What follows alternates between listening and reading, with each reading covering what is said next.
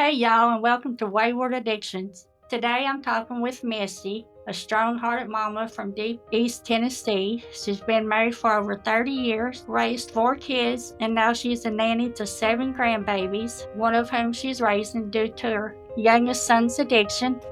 Missy knows the heartbreak of loving an addict, and she doesn't sugarcoat it.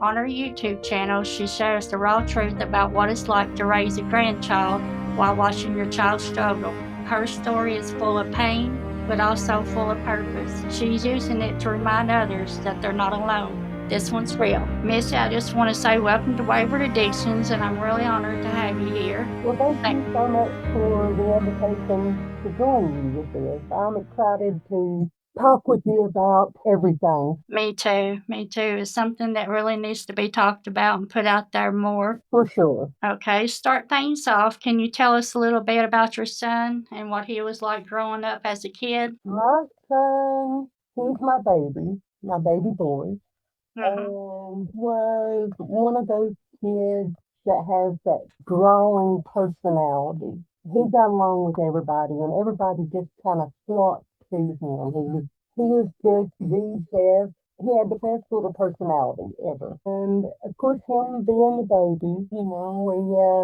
might have been just a tad bit spoiled, but Right, that's what they're all about, right? right, right. And it hit me hard. It hit me really hard when we first found out what was going on. And I went into overload. Just Hmm. go, go, go, whatever it took in order to make this better, make this stop, make this go away. At that point in time, I mean, this was 15 years ago. So at that point in time, nobody would talk about this. Nobody would come out and say, my child is struggling with addiction. And nobody would say, I'm struggling because my child is struggling with addiction. You kept it all hidden and you kept it all very deep. It was a very, and still is in a lot of ways, a very taboo subject. Nobody talks about it. So we suffered alone. My husband and I did. And the people that were closest to us that knew what was going on, it was suggesting, we'll try this, we'll try this, we'll try this. Well, and there were some, even friends that I've had for all of my life, they turned away from it. They wanted nothing to do with it as soon as they found out what was going on.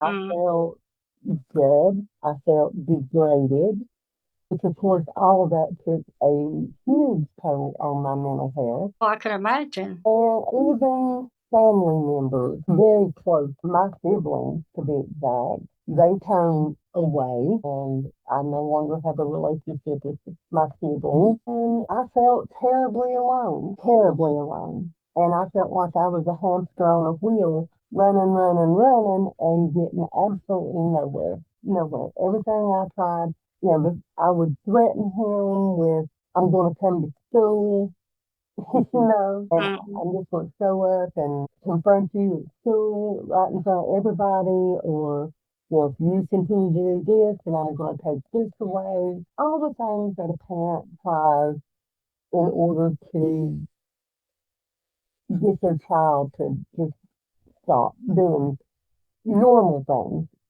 And this Right. is it's a whole other situation, and it's not that easy. Have you ever dealt with addiction in your past or with alcohol before this, before your son? No, not at all. Yeah. So I could imagine that made it even harder trying to learn how to manage and deal. It did. It did. And I have 4 children, and my other children got very frustrated with both me and their dad because we wouldn't adhere to whatever it was they suggested at that point in time. And it caused a rift in my little family. We were always really close. We raised our kids to be close to each other, to be there for each other, to have each other's backs, and to watch one by one my children kind of fall off from that. And it wasn't hate that they had in their hearts for him. It was just, and no matter what, that's still my child. Mhm. They're still my children, yes. That's still my child. I'm the mama. I will make the decisions that I feel like I need to make in order to get us through this. Did you try to get any kinda outside help or anything like that? Try to, go to any support groups, or I don't know if Tennessee has anything like that, like Al-Anon or anything like that? Later on, I did go to a few Al-Anon meetings. I was sitting in one, and the counselor said, "Okay, I'm going to ask a series of questions, and I want you to answer honestly." I thought, "Okay, here we go." And he said, "Do you do this for your addict?" Yes.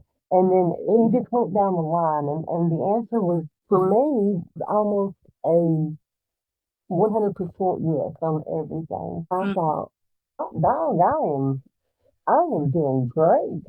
I am rocking this." And he looked and he said, "Okay, if you answered yes to these questions, I want you to hold on to your seat." And I thought, he is going to pat me on the back because I am doing so good. And he said, "If you answer yes to these questions, you will bury your audit because you are their biggest enabler." Wow, that's And tough. my jaw hit the floor. And I was like, but wait a minute. That's what we do as mothers. That's what we do for our kids. And you're telling me that I'm doing it all wrong? I wanted to make a scene right there in the middle of that meeting and tell that man how wrong he was. I needed to go think about what he had said, and it hit me later on that night. He's right. I was still paying for Joseph's phone. I was still paying for his insurance, his vehicle, his gas, his Mhm. food. I was giving him money for everything. During this time, there was a time when he owed a dealer a pretty good chunk of money. And of course, we don't have that. So we went Mhm. and borrowed that amount. And not thinking, not thinking at all, we handed it to Joseph and said, "Here, because you'll be all right." Mhm.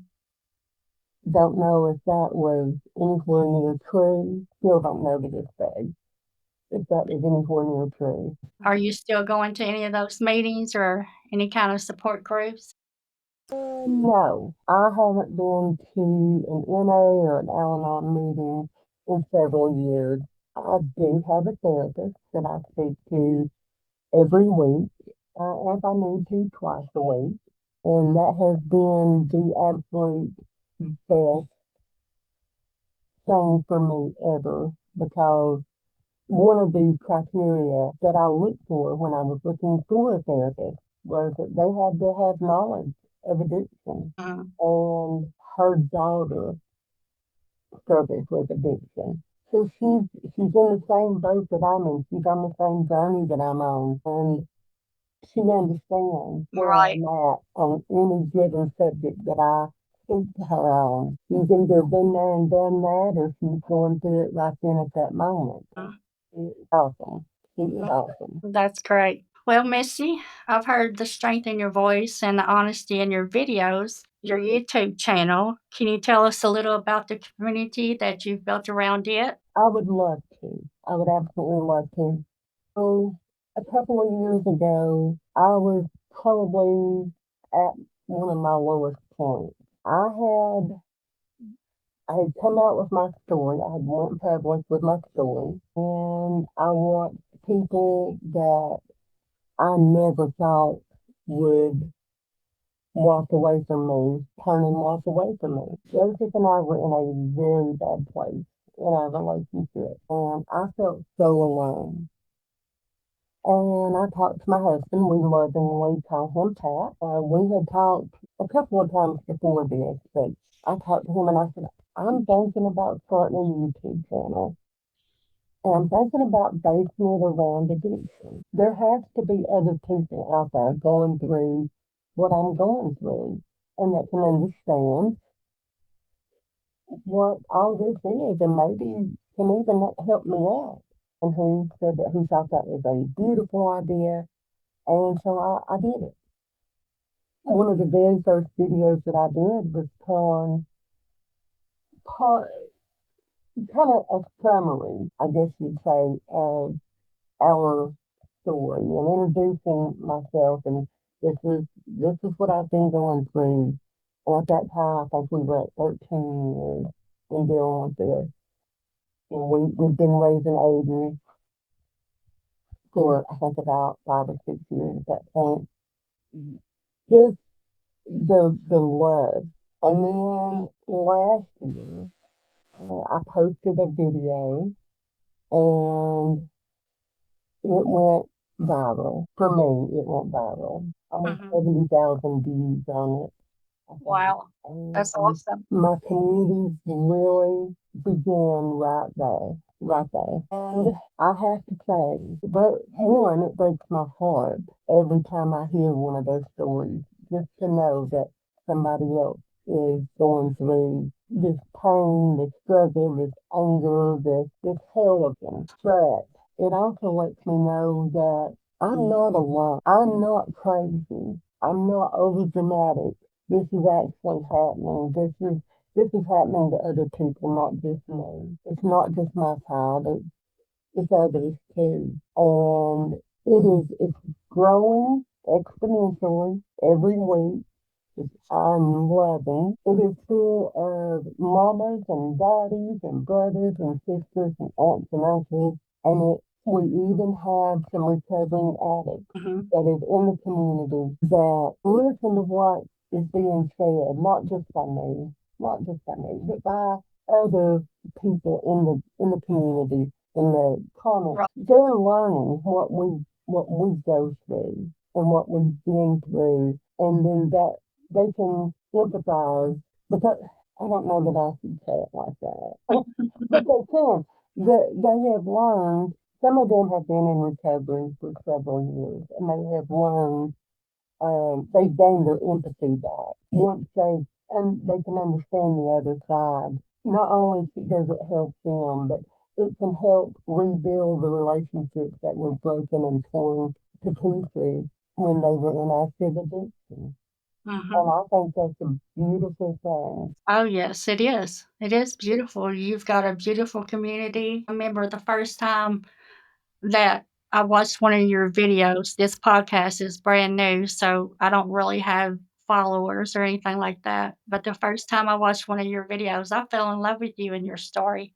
Just 'cause it just hit home, it was so relatable and, you were so raw and honest about your feelings, and it that helped me as a recovering addict, That and it is will help awesome. so many other people too, and I love that. I I love that. always say that I show the good, the bad, and the ugly. And with addiction, it's mostly ugly. Yeah, I have shared arrest and mudshot.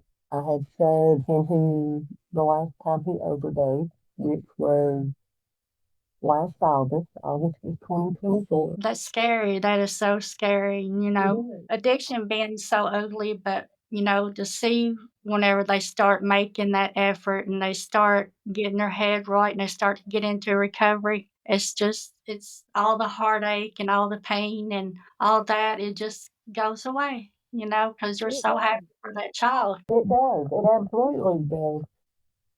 I think I've said this before. Well, this is the first time in 15 years that we are doing sobriety. He stopped using that day that he overdosed. That was his last usage. That's And great. we're coming up on 8.5 months sober. And I no longer have my phone turned up full volume at night. When I go to bed, I can actually put my phone on vibrate or on silent. I'm not waiting on that phone call to come in or that text message to come in or that knock on my door. We put in a doorbell camera just so, because I have fans, okay? I have Yeah. fans in my room, so we don't hear a whole lot there. But we put in a doorbell camera so that if somebody did come to the door, in the middle of the night. We would see them. It would give us a notification and we would know that somebody was there. Mm-hmm. That way we didn't miss a thing. There were nights that I was up walking the floor crying, just and praying, Lord, please, just let him be okay tonight. Mm-hmm. Just let him call me tomorrow. Let me talk to him one more time. Because I had heard something from others that, he was supposedly doing and things like that, and knowing how dangerous that was. There were a lot of sleepless nights. Yeah. Yeah. Every time that phone would ring, or every time a message would come in, I think my heart probably stopped until I saw that it wasn't relating to him. Mm-hmm. And then I was mad at the people that done it because it's like, do you not understand? You Yeah. just want to reach out and just, what are you doing? Don't Yeah. do me that way. You know what I'm dealing with. Why are you sending me a message at midnight? Thing about addiction, if you're not in it or in it with someone else, then you just don't know. So it is truly a world of its own. Yes. Yes, it is. That's one of the hardest things that I've been through. And the hardest thing that I've ever been through, counting the recovery and all that, is watching my child go down the road that I've already walked because I know where it leads. But how's Joseph doing today? I know you said he was 8 months clean. So, He is doing well. He has days where he struggles mhm, getting all the emotions, feeling all of the emotions again because he numbed it 15 years. right. And they're starting to come back piece by piece, little by little. And there are days when he struggles under the weight of that. And I can totally understand that. I try my best to give him grace when it comes to that. There are times when I get very frustrated because I don't know, I guess I expected, this is the first time we dealt with sobriety in 15 years. Right. I guess I expected the snap of your fingers and he's back to what he was pre-addiction, and that Mm, doesn't happen. His mentality is stunted at that age. He's a very smart man, but he is mentally, he's around 16 years old. And sometimes that 16-year-old mentality so shows full force. So yeah, I do get frustrated, but it's like having a child, a new child all over, and I'm a new mom and in addiction every single day. I learn something different every single day. right. Right. And if you don't do that, how are you going to grow? How are you going to be okay yourself if you hide from it? There's no reason to hide from it. None whatsoever. No, because it's always there and it's always going to be there. All you can do is learn from it and hopefully grow from it, you know? I know your story's filled with pain, but I also see a woman who's found purpose in the wreckage. Can you tell us a moment that reminded you of your own strength and something that made you say, I'm still standing? Oh my goodness. There have been many moments in the past 15 years with that. I guess when he overdosed in August of last year, I had never been so scared, and I may cry. The last conversation that I had had with him before that day, he was crying so badly, and he told me, I told him, you can do this, you got this, you're going to rock this. And he said, Mama, I don't have another relapse anymore. We live about 35 to 40 minutes away from the hospital I took him to. I got behind every mama and papa between here and there, out for their Sunday drive on a Saturday. They left early. I had a little bit of road rage, but I was crying so hard that I think those people were put in place to keep me safe because all I could hear the whole way up there was his last words to me. I don't have another reason. It took me. 50 minutes to get there. And that was the longest 50 minutes ever. And when I walked in, he was laying around with Eddie. And the nurse says, "Can I speak to you?" Yeah. And she took me to another little room and she said, "He's going to be okay." What he did is a new drug that has made its way here. And had he used the way that he normally uses, he would have died instantly. But for whatever reason today, he chose to not use that way. Narcan did not take this drug. It's called crack, and it is fentanyl and heroin mixed with large animal tranquilizers. And Narcan will not take it because it slows, it tranquilizes you. It slows your breathing down, your heart rate down. Narcan would take the effects of the opioid, but not the tranquilizer. And they couldn't get a pulse on him. His heart rate had dropped so low they couldn't get a pulse on him. Again, had he used the way that he normally did, he would have died. And that broke me, but I walked in that room and I looked at him and he's just laying there. And all I saw was my baby, my sweet boy. And when I left that hospital, I thought, dear Lord, I cannot believe I just went through that. I Yeah. can't believe that I just went through that. There are certain things, certain aspects of all this that we do not clue him into, and that was one of the things. So it was just me all by myself. Mm-hmm. Pat was here with him. Yeah, I think that his last overdose is probably the biggest woohoo for me. How's you and Joseph's relationship today?